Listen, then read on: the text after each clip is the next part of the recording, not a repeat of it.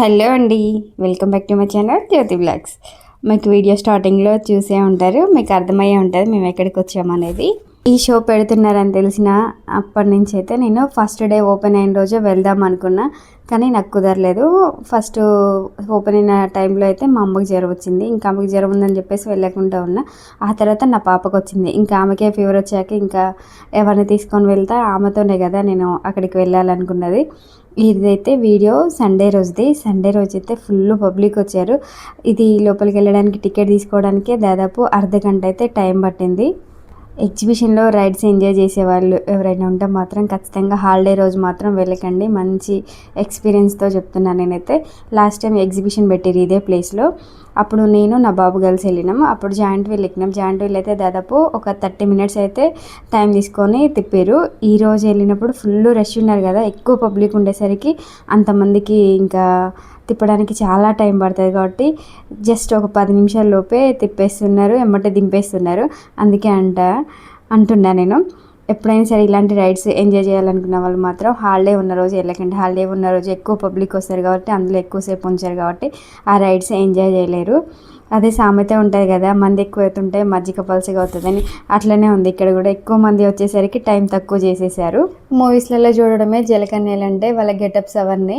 Live అయితే first time చూస్తున్నా నేను. వీళ్ళని చూడడం కోసం ప్రత్యేకంగా వెళ్ళినని చెప్పాలి, నిజం చెప్పాలంటే. ఎందుకంటే ఎలా ఉంటారో చూద్దామన్నా ఇదితోనే వెళ్ళిన. వాళ్ళు చూసేసరికి భలే అనిపించింది. భలే తెల్లగా ఉన్నారు తెలుసా అసలు వీళ్ళైతే. ముఖ్యంగా చెప్పాలంటే వాళ్ళు ఉన్నది వాటర్లో కదా, వాటర్లో ఉన్నప్పుడు హెయిర్ తడిసిద్ది కదా, తడిసి దగ్గరికి అయిపోతుంటుంది. కానీ వాళ్ళ హెయిర్ అయితే అసలు తడవలేదు. నేను దగ్గర నుంచి కావాలని వెళ్ళి మరీ అబ్జర్వ్ చేసిన. అసలు వాళ్ళని అయితే కొద్దిసేపు అలానే చూసుకుంటూ ఉన్నా. తర్వాత ఇంకా అక్కడ చాలా పబ్లిక్ ఉన్నారు, మస్తు ఉడకబోస్తుంది.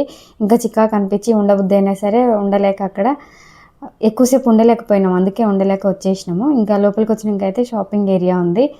అసలు ఇలాంటి టైంలో అయితే చాలామంది అది కావాలి ఇది కావాలని చెప్పేసి భలే తీసుకుంటారు. కానీ నాకెందుకు అసలు నేను టెంప్టే అవ్వను ఇలాంటి విషయాలలో అయితే.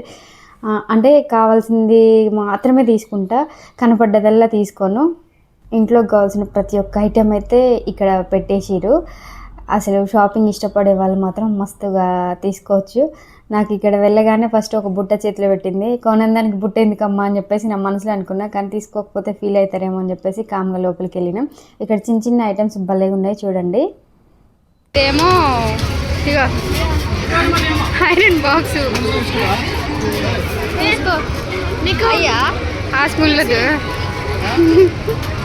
ఆ స్పూన్లు వద్దు, ప్లాస్టిక్. ఓ చిన్న టిఫిన్లు కూడా ఉన్నాయి చూడు.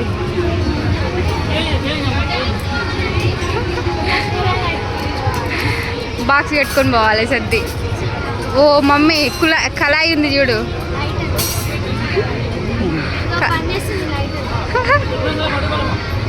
కళాయి ఉంది చూడు.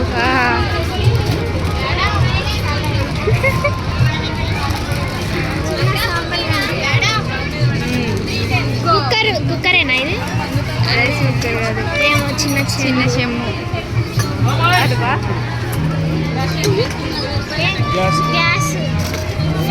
ఇది ఇదైతే సిలిండర్. మమ్మీ ఆలుగడ్డ బిస్కేరే.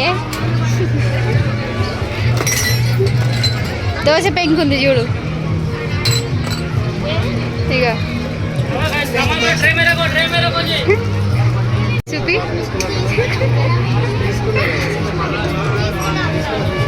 ఓ పొట్ట గిన్నె అంటే పొట్ట గిన్నె అంటే చిన్నపిల్లలు పాలు తాపించేది.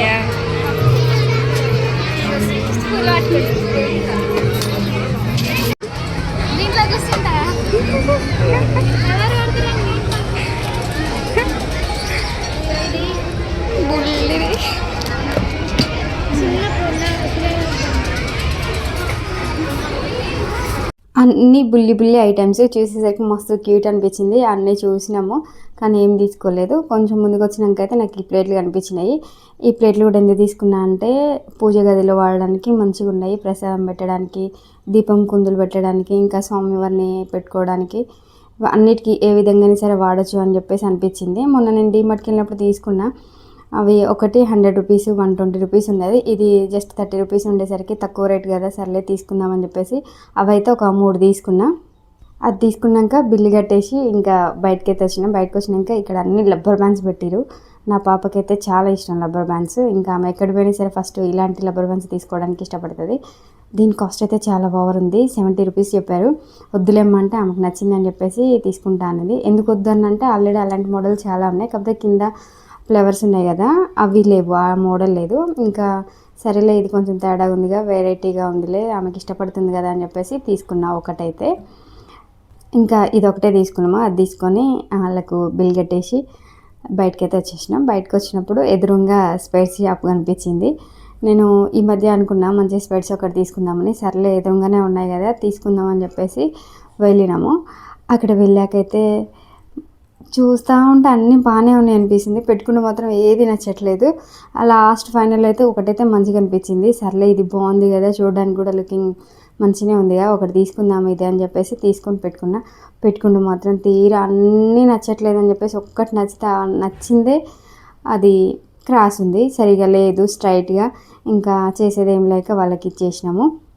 వేరే ఏది నచ్చలేదు, అదొక్కటే నచ్చిందే సరిగా లేదు. ఇంకా అంతసేపు చాలాసేపు వాళ్ళ దగ్గర సతాయించినాము, అది కావాలి ఇది కావాలని. మా అమ్మాయి అంటుంది ఇంతసేపు సతాయించినావు ఏదో ఒకటి తీసుకోవచ్చు కదా మమ్మీ అని. నచ్చడానికి ఏం తీసుకుంటాం, నచ్చింది ఒకటే, అది కూడా ఖరాబ్ అయిపోయింది వద్దులే అని చెప్పేసి వచ్చేస్తుంటే పాపం ఫీల్ అవుతారు మమ్మీ అంటుంది. కానీ వాళ్ళు ఎందుకు ఫీల్ అవుతారు, వాళ్ళు ఫీల్ అవుతారని చెప్పేసి మనకు నచ్చని దానికి ఎందుకు ఇబ్బంది పడి తీసుకోవడం అని చెప్పేసి చెప్పిన. ఇంకా అక్కడ బుల్లి కెమెరా ఉంది, ఆ కెమెరా మాత్రం భలే క్యూట్గా ఉంది. అది చూసి నా పాప కావాలి మమ్మీ అంటే నువ్వు అన్న చిన్నపిల్ల వద్దులే అని చెప్పేసి తీసుకొని వచ్చేసిన. దాంతోపాటు మా ఆయన కూడా నాకు కూడా స్పెట్స్ కావాలని చెప్పేసి తీసుకుంటా అన్నాడు. ఆయనకు కూడా ఏం నచ్చక ఇక బయటకైతే వచ్చేసినాము. వచ్చేదారిలో అయితే ఇవన్నీ ఉన్నాయి, ఇవన్నీ వేస్ట్ డబ్బులు అని తెలిసి కూడా కావాలని అయితే గేమ్స్ అయితే ఆడతాము. అసలు ఎందుకో తీరా అన్నీ చూడగానే ఆడాలి అనిపిస్తుంది. అది రింగ్ తీసుకొని వేస్తుండే మాత్రం అట్లా అసలు ఏమీ రాదు, అసలు జీరో. దానికి పెట్టే అమౌంట్ వేస్ట్ అని తెలిసి కూడా ఆడబుద్ధి అవుతుంది ఇలాంటి గేమ్స్ ఎందుకో. ఈ గేమ్ ఆడుతుంటే ఇలాంటి మీ చేతి కాదులే, మీ వల్ల కాదులే, మీకు ఈజీ అయిన గేమ్ ఒకటి చూపిస్తారు, అందులో అయితే ఓడిపోవడం అనేది ఏమి ఉండదు, మీకు ఖచ్చితంగా ఏదో ఒక గిఫ్ట్ వస్తుంది మీ దగ్గర గేమ్ అని చెప్పేసి ఇక్కడ తీసుకొచ్చిండు. ఇంకా ఇందులో బాల్స్ వేస్తే ఏది నెంబర్ వస్తే ఆ నెంబర్ మీద ఉన్న గిఫ్ట్ అయితే ఇచ్చేసారు. అసలు మాకు తెలుసు ముందే ఎంత చెత్త అంటే చాలా చీపు ఉన్న ప్రైజే గెలుచుకుంటామని. అయినా కూడా మా ఆతృత ఎందుకు ఆగిద్ది, ఖచ్చితంగా ఆడాల్సిందే కదా. ఇది కూడా ఆడేసినాము.